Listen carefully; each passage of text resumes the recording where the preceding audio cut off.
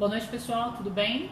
Professor Cássio, Sueli Longo. Olá! A gente vai esperar mais alguns minutinhos para as pessoas poderem entrar e a gente vai continuar, ou começar, vamos dizer assim, a nossa roda de conversa, a nossa primeira roda de conversa, tá bom? Mais alguns segundinhos aí a gente está começando. Enquanto isso, nós vamos batendo papo aqui, tá bom? A hora que o pessoal for entrando aí, nós vamos discutindo sobre assuntos mais específicos e esperamos que vocês vão mandando as suas perguntas, a gente respondendo e discutindo principalmente sobre assuntos específicos. A ideia é que a gente realmente fale de essa temática que a gente considera como sendo super importante na atualidade, que é falar de alimentação, falar de exercício físico. A gente tem certeza que vocês devem ter um monte de perguntas a respeito disso, né? Vocês já devem ter visto muita coisa a respeito disso, ou fazem exercício, ou estão pensando em fazer exercício, né? Ou não fazem nada, então tudo gordinho em casa, que acho que a maioria... Que não gosta de exercício? Que não gosta de exercício. E aí eu vou trazer um monte de coisa interessante sobre isso, viu? Bastante coisa legal, que as pessoas às vezes criam um paradigma, né? Aquele certo efeito que isso é bom, isso é ruim, isso eu posso, isso eu não posso. Acho que dá pra gente interagir muito aí, principalmente colocando tudo sendo viável, né? Não tem nada que a gente faça exercício físico que seja ruim, pelo contrário. A gente consegue trazer algo muito positivo frente a isso. Acho que a gente tem uma frase que ela é bem legal para isso, né? Então, assim, você, na verdade, 1 é melhor do que 0, 2 é melhor do que 1. Sem né? dúvida. Então, sem dúvida. Quanto mais você fizer, melhor. Lógico que você vai explicar esse mais e esse melhor.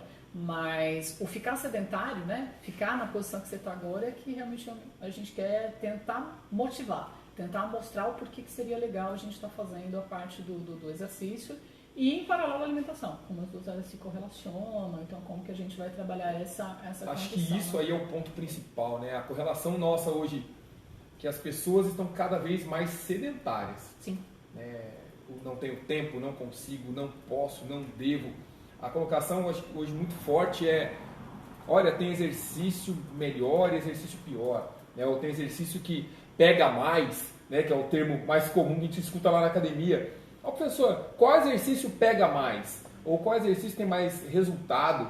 E, olha, eu faço a dieta de que tipo? Fala, não sei, não sou nutricionista, né? Então, acho que essa interação aí que vai trazer, acho que uma riqueza muito grande para a nossa conversa, não tem dúvida. Tem uma coisa que eu acho legal da gente conversar, que isso eu falo sempre para os meus alunos na universidade, né? Quem procura um nutricionista não quer fazer exercício. E quem procura o professor de educação física não quer fazer dieta. Então, acho que a gente trabalhar isso ia ser legal. Quer dizer, então não dá para ser só o exercício ou só a alimentação. A gente tem que ter a conciliação das duas áreas para ter um resultado melhor, né? Então, acho que esse é o nosso objetivo maior aqui para a gente estar fazendo a discussão. E acho que a gente pode dar início, então, para a nossa roda de conversa. Eu queria apresentar para vocês, então. Esse é um projeto piloto chamado Roda de Conversa.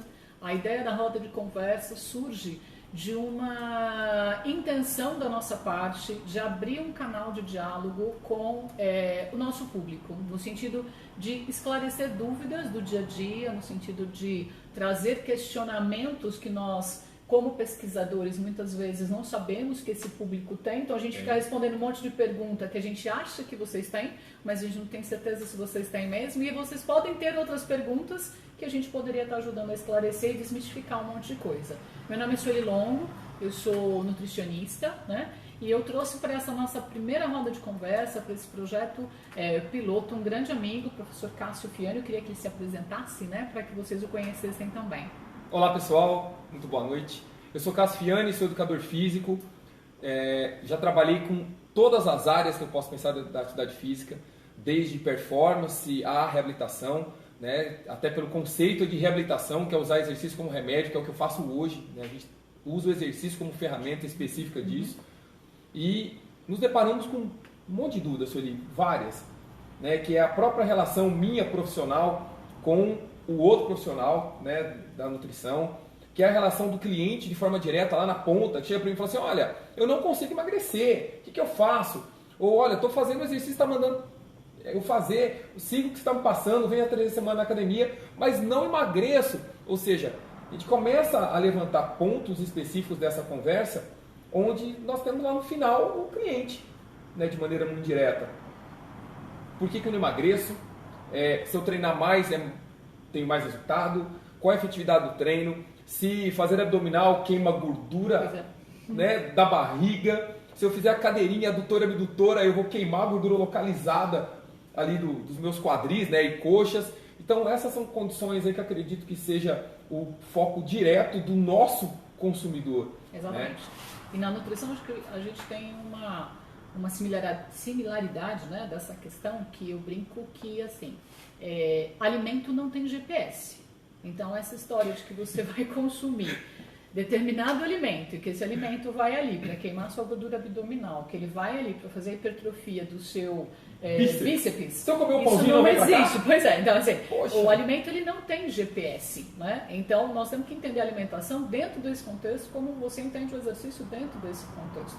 Então acho que a gente pode começar, se você me permite uma sugestão aqui, que é fazendo o seguinte: vamos explicar um pouquinho essa interação que existe na nossa área, que cada uma faz isoladamente e como que a gente pode interagir. Então, eu vou começar falando da nutrição, né? Então, assim, o profissional nutricionista, ele tem essa responsabilidade por fazer a prescrição da alimentação desse indivíduo. Eu não gosto muito do termo dieta, Cássio, porque dieta lembra uma coisa muito restritiva e hoje a gente sabe que essa coisa restritiva não funciona. Ela pode funcionar do ponto de vista de fazer a pessoa perder peso a curto prazo, mas ela não se sustenta a médio e longo prazo. Então, assim, ou essa pessoa tem uma modificação do hábito alimentar dela, sem ser uma coisa restritiva, ou realmente a gente vai estar sempre patinando na mesma condição, não é? O profissional da educação física não prescreve não prescreve exercício físico, ele prescreve dieta, não prescreve alimentação, mas não prescreve exercício físico, mas a gente tem que interagir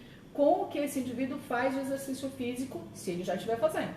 Ou a gente tem que chegar com esse indivíduo no consultório e falar: você precisa fazer exercício, Sim. Você tem que treinar. Só com a alimentação você não vai atingir os seus objetivos. Então, eu acho que dessa forma eu expliquei a área do nutricionista e a interdisciplinaridade. Eu tenho que entender, na verdade, o que você faz no exercício para poder prescrever especificamente. E o exercício? Quando a gente fala nisso, né, Sueli, a gente pensa na otimização do resultado do aluno, né, lá na frente. E o educador físico, o papel principal dele é usar a ferramenta do exercício para qualquer coisa. Principalmente essa qualquer coisa é gastar mais caloria. E aí, quando a gente associa essa condição do gastar mais, eu vou perguntar diretamente para o cliente: olha, o que você gosta? O que você procura? O que você quer como resultado? E aí eu passo a direcionar o exercício da melhor forma possível para alcançar aquele objetivo.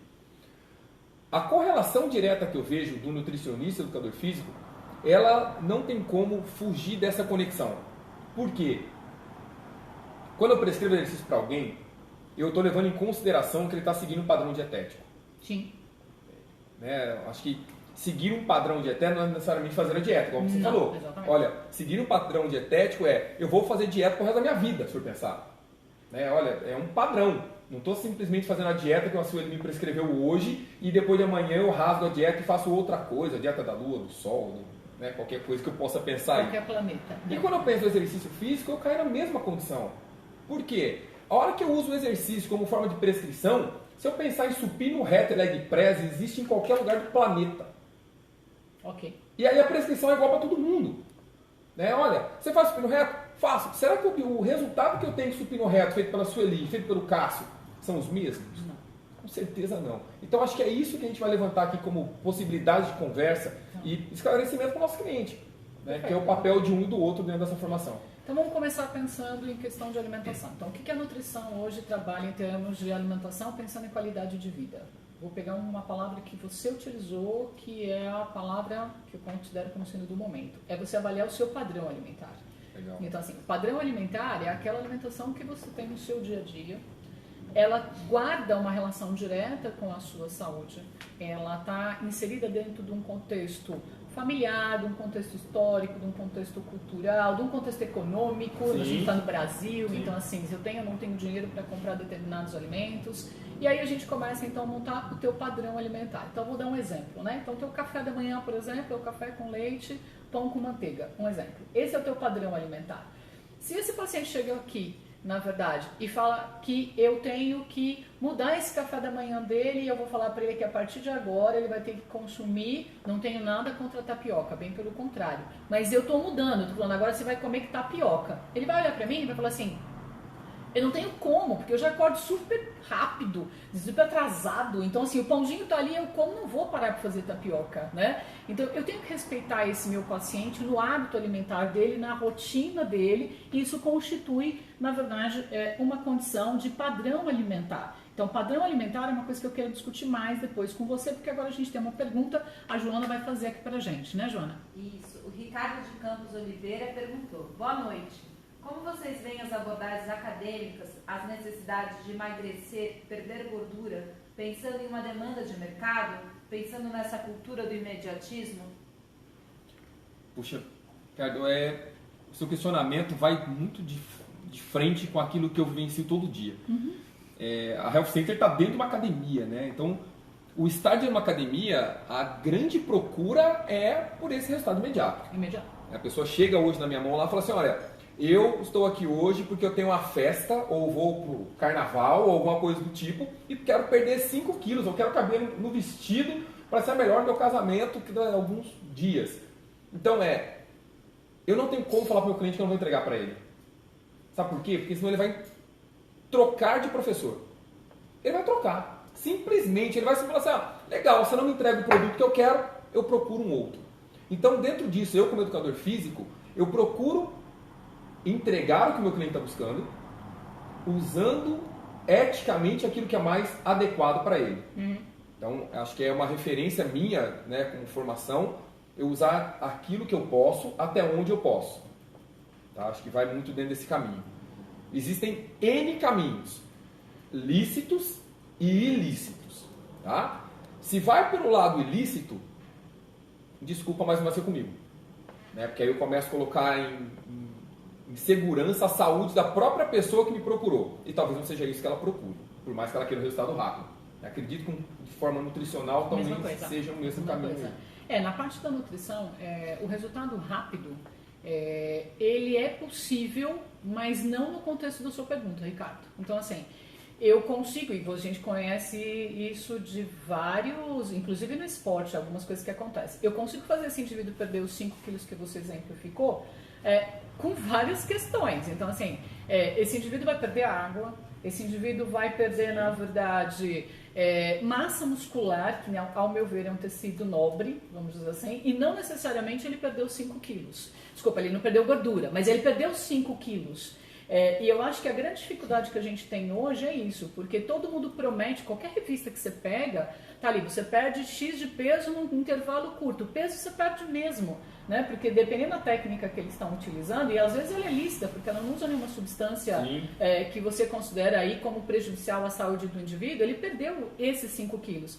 Mas ele perdeu num compartimento corporal que não é exatamente aquele que a saúde dele precisa que ele reduza, que é a questão da gordura. Então eu vejo essa pergunta, ela tem 2 lados, Ricardo. O primeiro lado dela é assim, o quanto eu quero, na verdade, segurar esse indivíduo junto comigo, que foi isso que ele falou, para ter a oportunidade de explicar para ele que não é bem assim que acontece. Então eu posso entregar uma parte para ele do que ele quer, já mudando dele, o hábito dele, porque vai mudar também. Então mesmo que ele mude esse padrão alimentar dele, tudo bem que depende muito do tempo também, não vai ser em 3 dias que a alimentação vai fazer isso. Mas ele vai perder. E eu tenho que começar a mostrar para ele que não é assim que as coisas acontecem, porque ele vai ter festa pro resto da vida dele. Então ele vai fazer isso a cada vez que ele tiver que ir para uma festa. A curto prazo eu entrego. A médio prazo, isso volta tudo para trás. Então, começar a mostrar para ele que ele tem que perder esse peso e manter esse peso. Para que ele esteja bem em todas as festas às quais ele está se programando para ir. O grande problema que a gente tem, aí entra uma questão ética, que eu acho que vai pegar as 2 áreas, né? Que são pessoas que prometem e sabem que não vão entregar. Mas isso é interessante, porque elas querem ter sempre aquela pessoa de volta dentro do consultório. E aí isso é uma coisa para a gente pensar. Essa rotatividade, né? Quando eu penso em entregar, infelizmente, até a forma de pensar nossa ele é o meu cliente ou ele é um produto? Sim. Não, ele é um cliente. Tá bom. O cliente, se eu consigo fazer com que ele perca peso, ganhe peso de novo, perca peso, ganhe peso de novo, perca peso, ganhe peso de novo, ele nunca mais me abandona. Estou pensando nele como produto, não como cliente. Então, acho que isso não é ético. Não. Então, olha, tá bom, eu posso até entregar um resultado a curto prazo. E eu sei que isso sustenta o cliente na minha mão, ao ponto que eu possa, na sequência, entregar para ele resultados mais fiéis, ou seja, que vão permanecer por mais tempo. Mas nem sempre é isso que ele quer buscar. Mas eu tenho uma pergunta para você, Cássio. Na minha experiência, tem cliente que quer isso mesmo. Que ele chega pra gente falando, olha, já passei com 10, com 20, com 30 pessoas e não conseguiu o resultado. E aí a minha pergunta para esse cliente é assim, o que você quer ouvir desse profissional, Sim. que ele não te disse ainda e por isso você fica, na verdade, pulando de profissional em profissional. O que você quer, na verdade, que seja endossado no seu comportamento que não está sendo. Então, por um exemplo, ele está querendo que eu fale para ele que ele não precisa fazer exercício.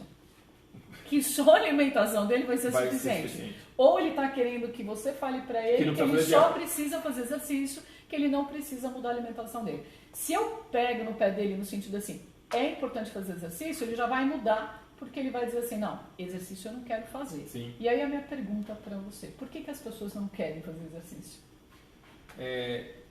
Existe um conceito do exercício ali que é muito pesado hoje, que é uma relação onde quanto mais eu fizer, ou quanto maior a intensidade, que é até o termo, né? A história do no pain, no gain, ganha muita força dentro disso. Olha, sem dor, sem ganho. E aí eu vou perguntar pra você que está assistindo a gente, quão louco, quão tarado você é ao ponto de falar pra mim assim, não, se não doer, não pegou, ou não senti, ou aquela condição assim, alguém aí do outro lado é masoquista? Se for, tudo bem, né? A gente começa a conversar por esse lado. Mas, não, olha, se o treino não doeu, é porque foi um treino ruim. Aí você começa a olhar para isso com um certo grau de loucura. Né? É um pouco insano. Se nós pensarmos em periodização, que é um contexto de educação física dos últimos anos da graduação, ou seja, já começa a envolver tudo aquilo que nós temos na formação, nós vamos ver que esse negócio aí é completamente errado. Eu preciso ir dando doses crescentes de exercício ao ponto que essa pessoa vai se condicionando e levando a um grau evolutivo. Agora, imagine que o conceito que nós temos hoje, inclusive na mídia, é o contrário disso. Aí eu pego uma pessoa que não gosta de exercício, imponho ela a fazer algo que ela não gosta de fazer, coloco ela para usar uma atividade que ela detesta e ainda falo para ela, olha, vai doer, tá bom?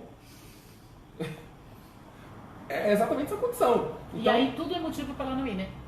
Sem dúvida. Tudo é motivo para ela não ir. Que a gente estava conversando antes da gente começar aqui a nossa roda de conversa, né? Que assim, o que a gente entende hoje, e eu vejo muito isso no consultório, é a questão da prioridade. Né? A pessoa ela não prioriza a sua saúde, ela nunca está em primeiro lugar, nem para alimentação e nem para o exercício físico. Então, ela não faz o exercício pela questão, entre aspas, falta de tempo, né? Vamos pensar sobre esse aspecto, e ela não faz a dieta pelo mesmo motivo, né? Ela não muda a alimentação dela por falta de tempo. E aí eu falo assim, mas peraí, como assim falta de tempo? Você não vai comer todos os dias? Você não vai ter que ter um tempo destinado para a sua alimentação todos os dias? E que tal você pensar, aí entra a questão pensar, que tal você pensar e se organizar para escolhas alimentares mais saudáveis? Então assim, eu vou ter ali 15 minutos para fazer minha refeição, então eu vou escolher coisas mais saudáveis. Ah, mas eu faço a minha refeição, por exemplo, no restaurante da empresa, ou eu tenho restaurantes, por exemplo, onde eu vou. Abra um pouco essa sua visão, né? Olhe, na verdade, um pouco para isso, porque você vai ter tantas opções que você pode escolher hoje. Todo mundo tem essa possibilidade. E para de pegar aquilo que você sempre pega. Experimente outras coisas, né? Então, acho que é uma proposta ver essas escolhas mais saudáveis, já que você vai ter esse tempo que você vai fazer a sua refeição. Então, vamos escolher isso. Tem mais uma pergunta aí, Cássio. Olha, que legal. A Mariane Luiz Rodrigues diz: boa noite, Sueli. Fui sua aluna e você foi minha orientadora de TCC. Estou atuando na área clínica em consultório. Gostaria de saber sua opinião sobre o jejum intermitente, pois vejo muitas profissionais aderindo a esse método, pois muitos pacientes param de responder ao método tradicional. Eu vou usar uma frase que eu ouvi de um colega pesquisador, que ela faz muito sentido para mim, né? Que é assim, se você foi minha aluna, você foi minha orientanda, vamos dizer assim, né? Então fica até mais fácil a gente responder. Obrigado pela sua pergunta, né? É um pouco difícil entender que assim, os nutricionistas tenham estudado 4 anos para prescrever jejum. Isso é um pouco difícil entender, não é?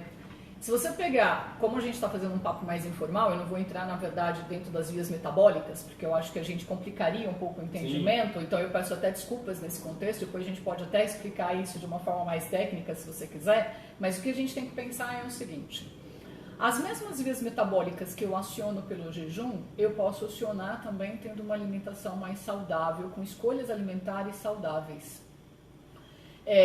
Eu não sei se eu fiz uma leitura correta da sua pergunta, mas eu entendi que você fala sobre aquele platô, por exemplo, que é onde a pessoa para de responder em relação à questão da perda de peso corporal. E é nesse momento que eu acho que a gente tem que se antecipar um pouco, e você vai entrar nessa questão, né? nessa colocação. Vai depender muito da história desse nosso indivíduo, né? Então, assim, esse indivíduo, ele já passou por vários tratamentos onde ele fez dietas com valores de energia muito baixos. Então, ele está ingerindo, vou dar um exemplo agora, ele está ingerindo uma dieta, a necessidade dele é 1.600, é 1.600 que ele ingere, vamos supor, e aí ele resolve fazer uma dieta de 1.200. Você sabe que o extremamente corpo, comum isso, exatamente, né? Você sabe que o corpo, na verdade, o pessoal adora, né? Falar 1.600, 1.200, então sempre falamos da coisa pouco, mas reduziu muito a quantidade de energia que você está ingerindo. Você sabe que você está fazendo isso, mas o seu corpo acende uma luzinha dizendo assim: querido, quanto tempo você vai fazer isso? Então eu vou começar a fazer as mesmas coisas que eu faço, gastando menos energia. Aí entra o exercício. Porque se esse indivíduo paralelamente estiver fazendo exercício, essa redução não acontece. Então esse platô que as pessoas, na verdade, trabalham, normalmente ele vai acontecer naquele indivíduo que está seguindo uma alimentação mais restritiva e não está fazendo exercício. Sim. Eu não observo esse tipo de resultado em indivíduo que modifica o padrão alimentar para um consumo adequado de energia, sem dietas muito restritivas, e mantém o exercício físico. Aí o que a gente observa? Ele consegue reduzir gordura corporal e ele mantém, ou ele, dependendo do quanto ele faz de exercício, ele até aumenta um pouco, bem pouco, né? Porque você está falando de um processo que ele é catabólico e ao mesmo tempo você está querendo que ele faça anabolismo, crescimento de músculo. Então, isso realmente é bastante delicado. Mas assim, não justifica a questão do jejum especificamente, né? Só para finalizar, eu passo para você, caso você falar um pouquinho do exercício. Se a gente pegar o consenso, a diretriz lá do Colégio Americano, que fala especificamente da parte de atleta, de rendimento esportivo, existe uma frase que me chama bastante atenção ali, que ele fala sobre a questão do jejum. Ele coloca como uma técnica que deve ser utilizada com bastante critério para você gerar algumas questões, vamos dizer assim, de adaptação metabólica. E o que é mais triste para mim nesse texto é que os profissionais utilizam essa técnica de forma inadequada. Porque existe um momento certo e o indivíduo certo para que isso possa acontecer. Aí você pega uma frase de um documento oficial e torna isso, na verdade, uma condição de prática, né? Pensa um pouco no exercício agora, Cássio. Quer dizer, o que eu falei, que você concorda comigo? Quer dizer, se esse indivíduo estiver fazendo exercício, esse platô, então, pode ser, na verdade, quebrado? Sueli, pode sim, até respondendo o questionamento, né, da nossa colega, a relação direta que nós temos hoje com esse platô é que quanto menos calorias essa pessoa ingerir, mais baixa a taxa metabólica dela vai se tornar. Que é o platô, exatamente. Que é o platô. E onde está esse maior problema? Que quanto mais baixa tiver essa taxa metabólica basal, não existe ferramenta ainda que nos comprova que vai pegar esse metabolismo seu e colocar lá em cima de novo. Ou seja, a tendência é se tornar cada vez mais baixa. E aí daqui a pouco você vai fazer dieta do copinho d'água. Né? Copo d'água, oxigênio e luz. Cássio, cuidado, tem o povo da fotossíntese que teve um tempo atrás. Que começou a falar sobre isso, né? Cuidado, que senão a gente vai lançar uma moda aqui que é preocupante, Cássio. Então, nós não estamos, deixar claro, nós não estamos indicando a dieta da fotossíntese, por favor, né? Nós não temos clorofila, tá não, bom? Não, nós exatamente. Não somos desse lado. Exatamente. E dentro dessa relação direta do exercício, você quer emagrecer? Você quer buscar algo que realmente quebre esse platô? A minha resposta é: não faça todo dia a mesma coisa. Perfeito. Simples assim. Se você hoje gosta de nadar, tudo bem, mude o estilo da natação. Se você gosta de correr, mude o estímulo da corrida. Se você gosta de fazer qualquer coisa, mude o estímulo. Cássio, mas eu quero continuar correndo. Tá bom, coloque hoje que você vai correr dentro de um padrão de intensidade A, amanhã você terá um padrão de intensidade B, depois C, ou seja, se você variar essa condição, o seu corpo não se adapta. Exatamente isso. E você vai mudando esse padrão. E se você está fazendo o exercício, você impõe um gasto energético que faz com que você tenha uma, vamos dizer assim, uma maleabilidade maior na sua alimentação, até em termos de oferta de energia. Porque assim, você está gastando energia pelo exercício, então a dieta hipocalórica está contraindicada nessa situação. Sim. Óbvio que nessa condição que a gente está conversando agora, nós não estamos falando daquele obeso que tem indicação, por exemplo, de uma cirurgia bariátrica. Claro, nós estamos falando de uma condição normal, ou que tem, na verdade, uma questão que está relacionada com... Ele tem um sobrepeso, uma obesidade que a gente considera como uma obesidade leve, né? Então, esse indivíduo ele vai se beneficiar disso, e o que é o mais importante, a médio e a longo prazo, ele mantendo... ele continua ganhando, tendo esses benefícios, né? Porque tem uma coisa que é ingrata, né, Cássio? Que é assim, exercício físico não tem reserva. Então, assim, não adianta você fazer um tempo e achar que isso vai ficar guardado ali, que depois você pode parar de fazer. É pro resto da vida. Tem um conceito ali que eu costumo quebrar um pouquinho isso. Olha, eu tenho a história da minha memória muscular. Eu era atleta quando eu era criança, então como eu era atleta lá, eu vou ganhar muita coisa, porque hoje eu sou adulto, né?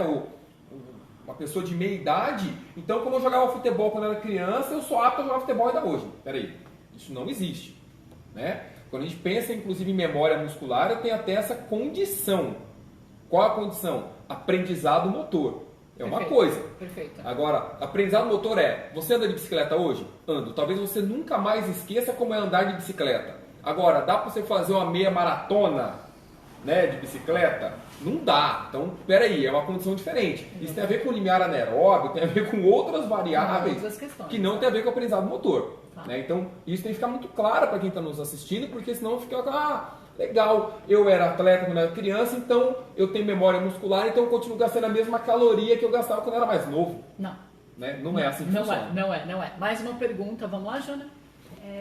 Felipe Apolinário. Professores, penso que algumas dietas restritivas de carbo, proteína ou gordura podem ser aplicadas para determinadas estratégias e para indivíduos, seja ele um praticante de atividade física amador ou um atleta. Concordam com o meu raciocínio? Olá, Felipe, tudo bem? Eu acho que o termo hoje, a gente estava discutindo até isso agora há pouco no evento que a gente estava, que a gente participou ali de mesas de discussão. Então, assim, quando eu falo hoje de recomendação, então vamos pegar, por exemplo, uma recomendação de carboidrato, tá? Então, a recomendação de carboidrato, ela é valores superiores a 45, entre 45% e 60%. Então, se eu estiver trabalhando dentro dessa recomendação, 45 a 60, ela é normal, ou seja, ela está dentro da recomendação. Mas 45 é o limite mínimo dentro dessa história. Quando a gente fala em prescrição em gramas por quilo de peso corporal, então hoje, se eu fizer uma recomendação com 3 gramas de carboidrato por quilo de peso corporal, é uma recomendação restritiva, mas que ela ainda está no mínimo recomendado. Está dentro do Agora, quando eu faço a menos do que 3, então assim, eu estou trabalhando o conceito do low carb. Agora, olha, menos que 3, 2,9 é menos que 3. Então, eu gosto sempre de falar para o indivíduo, existem estratégias, sim, aonde você tem que ofertar mais ou menos carboidrato dentro desse princípio de uma oferta mínima de, não exclusão de.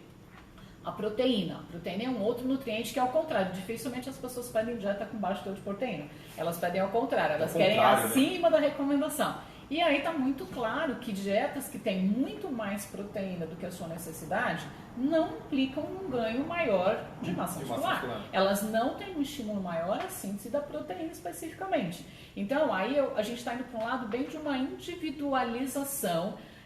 Até agradeço bastante a tua pergunta, porque na individualização a gente pode fazer essa modulação. Agora, tentar pegar esse conceito e fazer uma única alimentação que todo mundo possa seguir, tirando daqui, incluindo dali, a probabilidade de erro e de você gerar déficits nutricionais ou excessos nutricionais na alimentação é muito grande. Então, assim, essa é uma coisa que eu acho que também é legal. você não tem um armazenamento, um estoque de proteína no seu corpo, não é? Então, assim, tudo que você comer a mais de proteína que você não puder utilizar, que passa daquele pool de aminoácidos, vamos dizer assim, vai ser convertido em gordura. Você vai armazenar como vai gordura. Engordar do mesmo e as jeito. pessoas escolhem, não, mas proteína não. Sim, proteína também será armazenada, porque os nutrientes que são ingeridos a mais da sua necessidade podem sim ser convertidos em gordura, como os carbos e como a proteína especificamente. Sim. Então, a estratégia é legal. Eu acho que a gente tem que pensar bem qual é o tipo de treino, e aí vem aquela história, né? Isso. Eu preciso entender a tua planilha de treino, eu preciso entender qual o objetivo que você tem com ela e casar, colocar a alimentação dentro disso, planejando carbo, planejando a proteína e planejando uma coisa que não está na tua pergunta, mas eu acho que é importante também nos tempos atuais, planejando o lipídio. Porque o lipídio, que são as gorduras, ele é um alimento que tem um teor energético maior, ele tem 9 calorias por grama, né? E aí eu tenho que trabalhar com ele também, porque algumas dietas da moda hoje preconizam dietas hiperlipídicas, trabalham com mais do que 40% da oferta em termos de lipídio.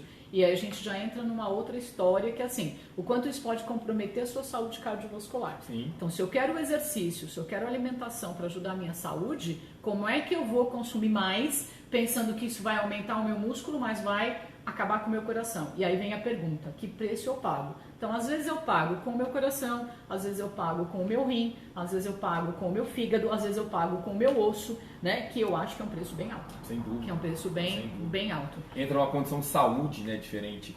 E que é realmente um ponto que não necessariamente é mensurado quando eu estou na academia. A maioria das vezes a relação do exercício é mensurada na estética. Sim. Né, que é o pull direto, e não quando eu mensuro em saúde, que é o que a Sueli trouxe agora. Tem uma frase bem legal que eu ouvi do Dr. Vitor Matsudo, que eu acho que é um ícone para quem trabalha com a área de exercício físico, posso citar o nome dele aqui sem nenhum problema, que eu ouço sempre nos eventos, que é assim, cuide da sua saúde, a estética vem como brinde. Então, faça exercício para a sua saúde, a estética vem como brinde. Mude seu padrão alimentar para a sua saúde, a estética vem como brinde. Exatamente. Tem mais uma pergunta ali. Então, vamos lá. Nossa, na verdade temos várias perguntas. Olha, Então, coisa vamos lá, boa. Joana. Vamos lá. Luciano Maia, gostaria que o professor Cássio falasse sobre atividade física e suplementos necessários. Pô, legal, Luciano. Muito bom ter por aqui, viu? Muito legal. O Luciano é professor também. Opa! Né? Trabalha com a fisioterapia aí, muito bom. A relação hoje, Luciano, do suplemento, a pessoa chega na academia hoje, começa a fazer exercício, a primeira coisa que ela faz é comprar um pote do whey, colocar embaixo do braço e falar assim, amanhã estou começando minha sessão de hipertrofia. Okay. Isso é o mais engraçado, né? Você fala assim, poxa, primeira pergunta para essa pessoa, qual a intensidade de treino que ela vai fazer? Ela nem treinou ainda, mas ela já comprou o pote do whey protein. Então, primeira... Mas você tem que ver que ele é grande. E talvez ele queira ficar igual o pote. Alguma coisa já está fazendo ali de levantamento de pote de whey, pode ser uma relação direta. Exatamente. Né? Então, acho que é a primeira colocação. Segunda colocação, ela não precisa daquilo. Ela não precisa. Nós estamos vivendo um mercado completamente deturpado. Que vem assim, olha, você só tem hipertrofia se você usar o whey protein. Ou você só tem hipertrofia se você tomar o aminoácido. Você só tem hipertrofia se você usar um recurso ergogênico diferente da alimentação. Né? A Sueli vai explicar isso de forma mais profunda do que eu, sem dúvida, mas isso não é real. Tá? Quando a gente fala de exercício, muitas pessoas não o fazem. Muitas não fazem. Cássio, mas como não fazem? Eu vou na academia 3 vezes por semana. Tá bom. Ir na academia 3 vezes por semana. Treinar 1 hora de treino de musculação. Olha, não sou contra a musculação, ok? Sou muito favorável a ela. Agora, treinar musculação, quando eu comparo ele, por exemplo, com um treino de algum atleta que precisa do whey protein, treino de musculação é fazer nada. É igual fazer nada.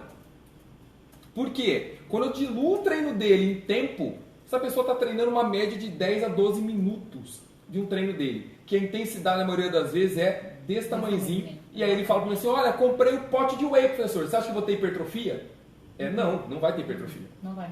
Eu acho que eu posso complementar na parte da nutrição essa questão. Obrigado pela pergunta, porque ela é bastante pertinente nesse momento. Né? O esforço mental que você faz para ir para a academia, superando todas as barreiras do não gostar, não equivale ao gasto energético que você tem nesse exercício. Sem dúvida. Né? Então, assim, o esforço mental, ele é muito maior. Então, quando a gente olha quanto de energia você gasta para fazer aquele treinamento, a gente começou a conversar sobre isso lá na hora que a gente começou a roda de conversa, é muito pouco, né? Então, e aí, o que a gente tem que olhar com muito carinho? A alimentação, ela é o carro-chefe dessa história. Porque toda suplementação, ela tem como matéria-prima o alimento. Então, eu vou primeiro trabalhar a alimentação para depois colocar o suplemento, se for necessário. Se for necessário. Se for necessário. Então, se eu tiver uma necessidade proteica muito alta e eu sou uma pessoa que não como muita proteína, de repente eu vou ter que usar um suplemento proteico. Mas o brasileiro come proteína demais. Então, se você for em qualquer self-service hoje e ver quanto de carne que essa pessoa coloca no prato na hora que ela passa servindo, o que a gente encontra hoje, na realidade, em termos de consultório, comparando a necessidade já com o treinamento, com o que ela consome, é o contrário, eu tenho que tirar a proteína da dieta dela. Então, se o máximo que eu estou dando de proteína é 2,2, que é a recomendação máxima, se a pessoa come 3, ela come 4 de alimento. Então, se eu colocar mais o suplemento dentro disso, eu vou para uma quantidade muito, mas muito acima do que ela precisa. E aí vem uma pergunta que é assim, eu estou depositando muita confiança na proteína, mas será que a questão não é treinar direito? Sem dúvida, sem dúvida. Porque proteína sem treino não vai fazer nada, né? É o treino que vai, na verdade, te dar essa condição.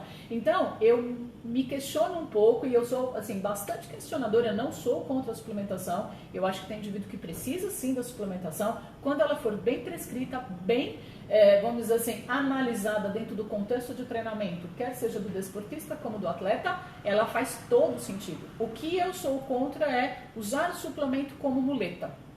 Sim. Então, que assim, é o que eu vejo na maioria das vezes. É como muleta. Então, assim, eu não quero vezes. mudar minha alimentação, então vou usar um suplemento. Eu não quero treinar direito, então eu vou usar um suplemento. Sim. Isso quando a gente vai para o lado dos lícitos, né? Isso quando a gente não fala de coisas ilícitas que de repente eles possam. A gente vai ter que enxugar um pouco as nossas respostas, porque ela falou que tem um chuva de pergunta. Então vamos lá, Joana, mais uma pergunta. Mais uma pergunta sobre essa questão de suplementação, tá? É a da Leire Barreto. Whey é obrigatório para quem tem dificuldade para ganho de massa muscular ou um bom pós-treino é suficiente? Quais as opções ideais para pós-treino? Sueli, posso começar respondendo? Por favor. Quando nós pensamos em não ter resposta muscular, de hipertrofia, de ganho, a primeira colocação que eu posso fazer é, provavelmente esse indivíduo treina com um padrão de intensidade errado. Acho que antes de suplementar ou algo do tipo, a intensidade do treino às vezes está mensurada de uma forma completamente deturpada. Se eu fizer uma analogia do treino convencional que a gente usa na musculação, por mais que o indivíduo vá 5 vezes na semana na academia, a grande maioria das pessoas treina numa intensidade que não ultrapassa 50% de média. Imagina você acelerando o seu carro a 50% do potencial dele, ele não vai andar o máximo possível. Ou seja, nós temos metade do teu tanque ainda para poder produzir de energia para conseguir essa reação. Então será que você chega realmente a esse padrão de intensidade alto que leva você a respostas hipertróficas? Então esse é o primeiro questionamento que envolve o treino. Tá? Que isso aí é uma preocupação. E aí a questão da alimentação, do whey protein, aí a gente acaba tendo uma outra vertente. As pessoas focam muito no pré, durante e pós-treino, como se esse fosse o único momento importante para a gente ver. Isso é um raciocínio que a gente usa com os coach, tá? Só que as pessoas esquecem que não é só o 1 hora antes, o durante e 1 hora depois do treino que vai contar. Porque tudo depende da sua reserva. Então, a sua alimentação como um todo tem que estar adequada para o treinamento que você está fazendo. Sim. E aí eu vou pegar um momento nobre, que é o pré-treino, para fazer o quê? Aquele ajuste final para te dar a condição para chegar e treinar direito. Treinar bem, né? Treinar bem. Treinar direito. Né? Sim. Sem que, na verdade, você tenha, vamos dizer assim, a falta desse substrato necessário para esse treinamento. Para executar o treino. O treino. Isso. O que acontece durante o treino depende muito do tempo de treino. Muitas vezes, só a água necessária para hidratação, não preciso colocar mais nada. Dependendo da duração, da intensidade desse treino, eu posso ter alguma coisa para colocar. O cinturão do Batman, então, quando eu vou correr 30 minutos, não é necessário? Não, só água tá bom. Só água? Só água tá bom. Vixe, Maria, tem muita coisa vírgula, aí. Vírgula, né? Vamos colocar uma barra aqui. Óbvio que a gente não está analisando temperatura, sim, altitude, né? Então a gente não está analisando essa individualização, se você é um grande perdedor de sódio ou não, se eu tenho que colocar sódio ou não. Então assim, dependendo do teu tempo de treinamento, sua água está adequada, tá? Dependendo do tempo, da intensidade desses outros fatores que eu falei, de repente você tem que colocar um carbo para fazer o quê? Poupar um pouco esse seu glicogênio muscular para fazer você treinar melhor. Então, mais uma vez, estou te dando condição para treinar. Para chegar nessa intensidade máxima, por exemplo, também. O teu pós-treino depende muito do que você vai fazer, na verdade, depois. Então, se você treina 2 vezes ao dia, ele passa a ser pós desse e pré do outro. Que é o que acontece, por exemplo, com muitos atletas. Sim. Com as outras pessoas que não são atletas, vamos dizer assim, com os esportistas, esse pós-treino, ele vai recuperar aquilo, na verdade, que você usou no treino. E aí vem essa condição. Se você treinou uma quantidade insuficiente, você ainda tem estoque. Será que você tem que repor tanta coisa assim? Né? Então, existe uma leitura errada, porque se você está dando mais do que você precisa, será realmente que eu estou contribuindo com isso ou eu estou contribuindo para você aumentar o teu percentual de gordura? Não sei. Se eu coloco você treinando, vou voltar lá na questão da pergunta do jejum, né? Então, se eu estou te colocando e treinando em jejum, será que eu estou te deixando numa condição metabólica favorável para treinar? Sim ou não? E aí, o que eu tenho estudado, o que eu tenho conversado com vários pesquisadores, está relacionado com o treino. As pessoas estão treinando errado. Sim. E aí elas querem uma explicação para a nutrição. Quando a explicação está, treina direito. A variável do treino, né? E não Exatamente simplesmente isso. da... Exatamente. Nós não podemos pensar de forma isolada. Não. Não dá para pensar só no treino e só na alimentação. E vão ter combinação dos dois. indivíduos que vão ter problema, vamos dizer assim, por terem falta de substrato. Vão ter sim. Ela não está errado. Tem gente que tem falta de substrato e a gente tem, na verdade, que colocar um pré-treino, um pós-treino adequado porque está fazendo errado. Mas isso é individualizado, né? Joana? Eu tenho mais umas dúvidas aqui. Boa noite. Gostaria de saber da Sueli se ela já ouviu falar da dieta Gracie, compatibilidade de alimentos, e qual é a sua opinião? Nossa, a gente vai ter uma próxima roda de conversa só sobre dieta, só sobre modismos alimentares, sobre essas dietas, né? Então vocês sabem os mais variados nomes que podem ser desde o seu criador, idealizador, até na verdade objetivos que você tem com essa dieta, alguma coisa nesse sentido. Eu prefiro pensar do ponto de vista do conceito dessa dieta, né? Então eu vou ficar devendo essa resposta porque acho que a gente vai fugir um pouco aqui da nossa temática, já fazendo convite para a próxima, tá? Mas só fechando. Nenhuma dieta da moda te garante resultado a médio e longo prazo. A curto prazo sim, a médio e longo prazo não. Aí fica um convite para a gente discutir isso melhor depois, Legal. ok? Mais Ok?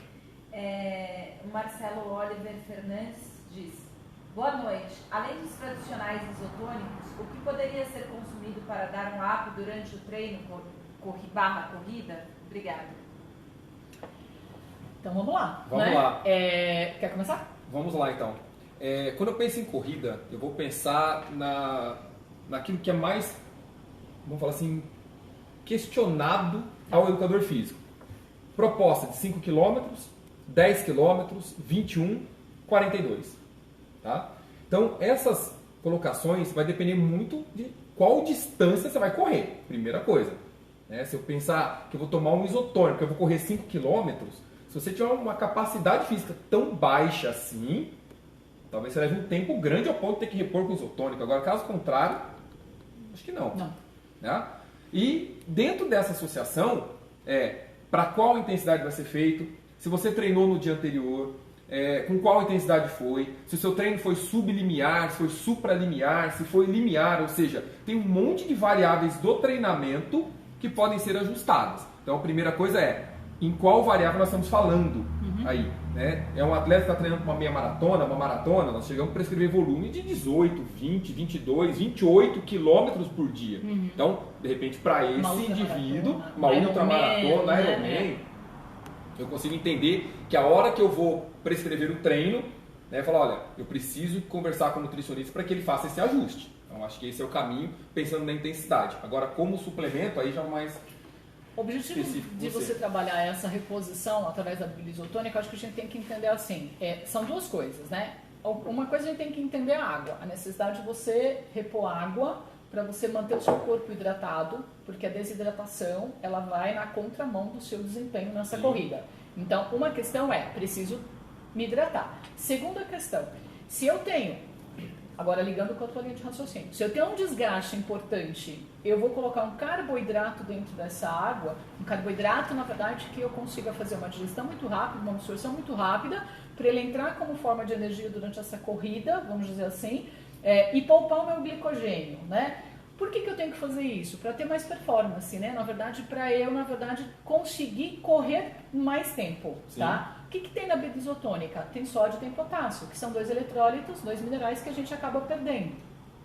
Então, o conceito da bebida isotônica é esse. Agora, se eu vou para a recomendação disso, então, o que a gente tem que pensar? A recomendação para você começar a usar esse tipo de bebida é depois de, por exemplo, 75 minutos de treinamento, pensando na intensidade, né? Caso contrário, eu estou pensando em água e agora, na recomendação do Colégio Americano, a gente ainda tem o tal do bochecho de carboidrato. Sim. Que aí você poderia usar a história do bochecho de carboidrato sem, então, na verdade, ter que deglutir esse carboidrato para também dar esse estímulo. No outro lado dessa história, eu posso ter indivíduos que precisam de muito mais, porque, por exemplo, treinam muitas horas, Sim. 2 horas e meia, 3 horas e meia, então eu tenho que dar um aporte maior desse carboidrato e de líquido, não posso pensar só em carboidrato, porque ele não pode desidratar. Então, mais uma vez, precisamos individualizar isso. Então, a bebida isotônica não foi feita para substituir água, a bebida isotônica não foi feita para substituir refrigerante, ela tem uma finalidade dentro do exercício, e aí eu tenho que dosar para qual exercício e em que quantidade. Sim. Ok?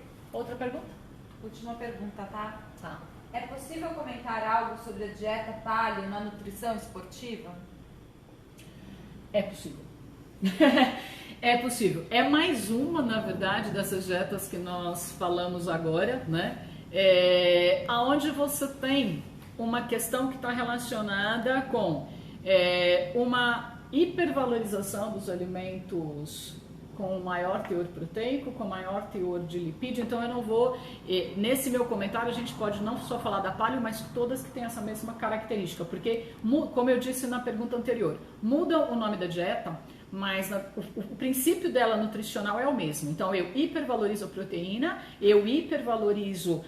Porque eu estou comendo proteína, eu posso hipervalorizar também a condição da gordura, vamos pensar sobre esse aspecto, né? E eu vou tirar normalmente os carboidratos. Só que nessa especificamente ainda tem uma questão que se você for pegar a linha filosófica dela, né, a alma dessa dieta, não são todas as proteínas que você na verdade poderia ingerir. A questão dela filosoficamente, eu teria na verdade que estar trabalhando com animais que crescem sozinhos no campo, vamos dizer assim, e que não tenha interferência, então, de uma condição desse animal ser alimentado com ração e tudo mais. Eu priorizo alguns tipos de carboidrato, então, assim, ele remete para o período paleolítico, tá? Porém, o que a gente tem que pensar, lá no período paleolítico, a condição de exercício físico do nosso indivíduo era completamente totalmente diferente. Completamente diferente. Os alimentos nesse nosso período paleolítico, ele era completamente diferente. E eu, particularmente, acho que isso tem um apelo muito comercial, porque assim, aí você tem todos os produtos, os livros, tudo ligado com a dieta paleo. Então existe um conflito de interesse importante nesse contexto, que eu acho que a gente precisa pensar. Isso vai trazer um melhor rendimento esportivo para esse indivíduo? Não podemos assegurar. Naquela fase em que ele tira completamente os carboidratos, veio lá no começo da nossa explicação. Quer dizer assim, não vai garantir. O excesso de proteína que esse indivíduo está ingerindo pode trazer prejuízo para ele? Dependendo do qual é esse excesso, porque a gente não está calculando ele aqui agora, ele pode ter um prejuízo.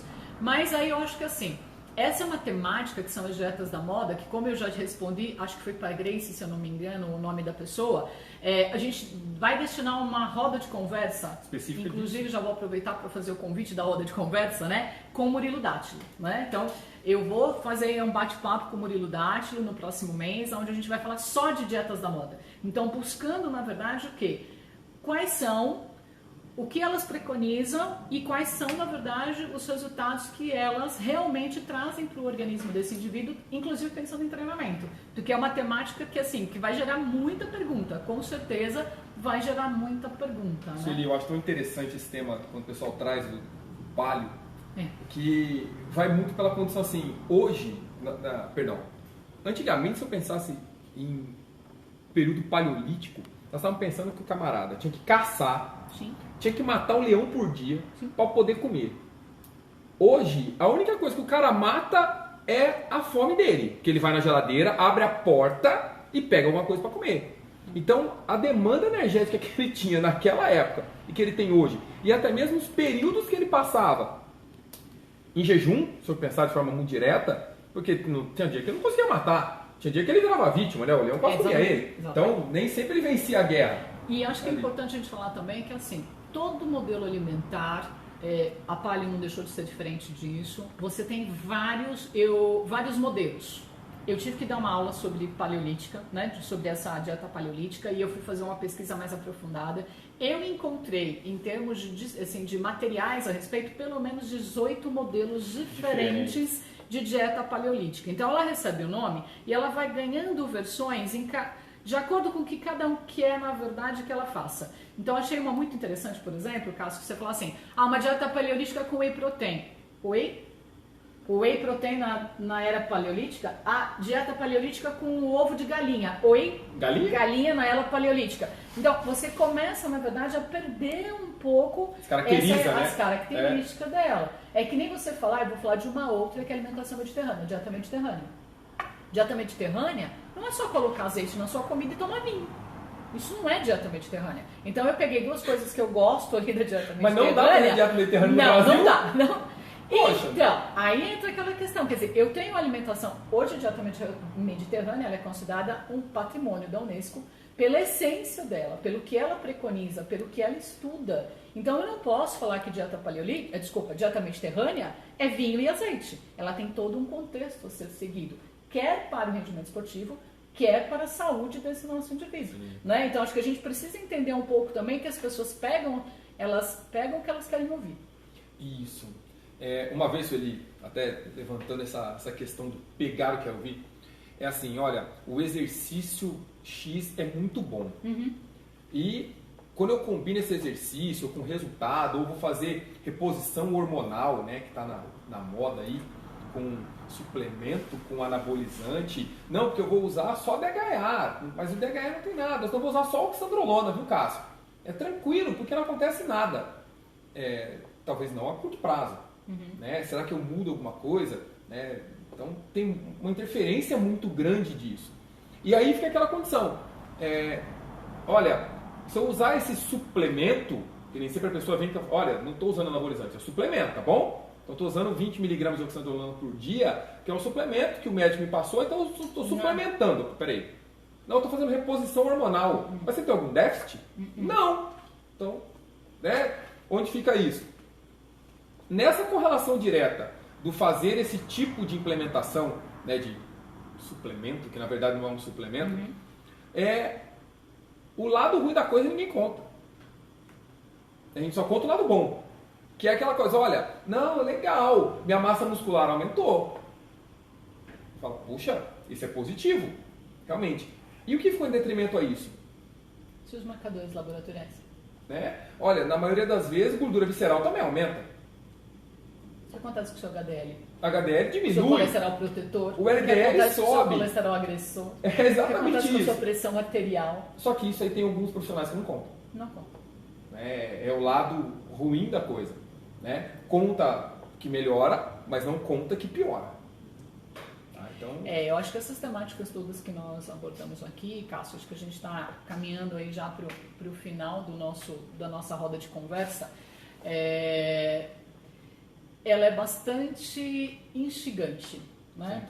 Porque da mesma forma que eu e você nos propusemos a vir aqui hoje e trazer a nossa experiência enquanto pesquisador, enquanto prescritor, enquanto profissional, no meu caso, você pode até falar se você quiser, 30 anos trabalhando com a área de nutrição especificamente, né? Então assim, nós vamos ter outros profissionais que vão estar preconizando coisas totalmente contraditórias àquilo que nós falamos, né? Então a nossa ideia, ela não é, na verdade, criar polêmicas dentro da roda de conversa. É mostrar o seguinte, hoje eu encontro na literatura o que eu quiser de pesquisa para comprovar a minha teoria. De qualquer caminho mesmo. Porque existe uma condição chamada conflito de interesse. Né? Então, pesquisas que são bancadas, na verdade, que são financiadas ou que por empresas e que vão trazer resultados que não são esses que nós acabamos de falar agora. Existem desenhos de metodologia de pesquisa, na verdade, ali, que são mal feitos e aí obtém-se resultados que são questionados pelos pesquisadores. Então, hoje, acho que todo mundo fala assim, porque tem um monte de estudo, todo mundo enche a boca para falar, tem um monte de estudo. Mas qual é a qualidade desse estudo? É um estudo realmente que ele é robusto, ele realmente tem um impacto interessante, sob o ponto de vista de comprovar alguma coisa?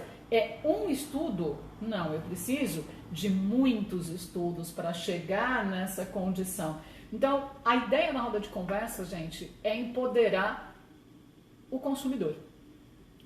Não para trazer respostas prontas, mas pelo menos para levantar na cabeça dele uma condição assim, peraí, esse falou isso e esse falou aquilo. O que me parece, na verdade, mais sensato nessa fala, né? Porque a decisão final é do consumidor. Claro. Então, assim, não adianta eu falar, você falar, se ele quer ir por outro lado, ele vai, a opção é dele, então ele vai fazer isso, né? Agora, simplesmente lançar informação sem que ele esteja empoderado, eu acho que realmente é uma coisa que a gente precisa começar a quebrar. Então, essa é a ideia da roda de conversa, é poder criar esse momento, né? Eu acho que a gente ficou bem feliz com o resultado. Muito, né? Agradecemos muito a participação de vocês. E aí já convidamos vocês, então, para a nossa próxima roda de conversa com o Murilo Dátilo, nutricionista, e a temática serão dietas da moda. Boa noite para todos vocês e brigadão, Cássio, por estar aqui. Eu que agradeço Foi muito. muito legal. Gostei Muito bom conversar com vocês também aí. E traga sua pergunta, questione. Acho que é o papel nosso aqui como pesquisador, como estudioso, é levar a informação para você que é o consumidor, né, final do nosso produto. Então, obrigado, um grande abraço, ótima noite para você. Boa noite a todos.